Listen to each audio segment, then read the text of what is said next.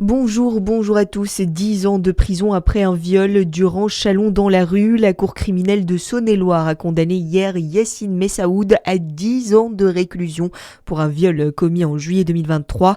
La victime a été reconnue crédible. Ses déclarations sont restées constantes depuis les faits, contrairement à celles de l'accusé jugée confuse et contradictoire. La peine tient aussi compte du vol du téléphone de la jeune femme. Yassine Messaoud devra quitter définitivement le territoire français après sa condamnation.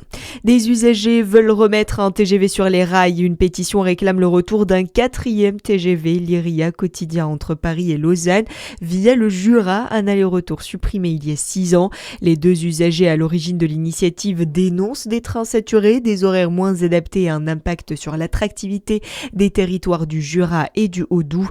Plusieurs élus locaux soutiennent la demande alors que la fréquentation de la ligne régionale explose. En Bourgogne-Franche-Comté, la 14e semaine de l'industrie a été lancée par le préfet de région. Une édition 2025 placée sous le thème Avec l'industrie, fabrique ton avenir. Objectif, faire découvrir au public les métiers et les innovations du secteur. Pour les détails du programme régional, on retrouve Nicolas Gomez.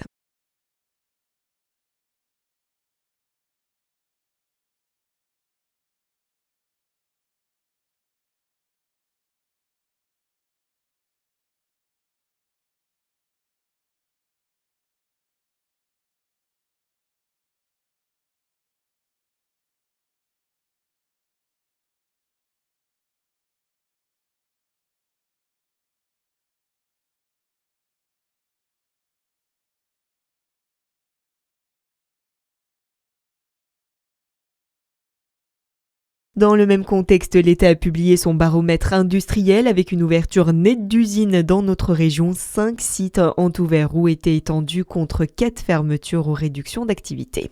Chenauve engage un vaste chantier avenue du 14 juillet. Un réaménagement de grande ampleur a débuté pour une durée de 6 mois.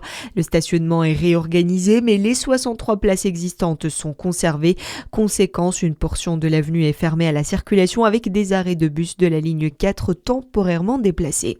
Dans le reste de l'actualité, non, je ne me tairai pas. Le militant écologiste Amin Kessassi signe une tribune aujourd'hui dans le journal Le Monde.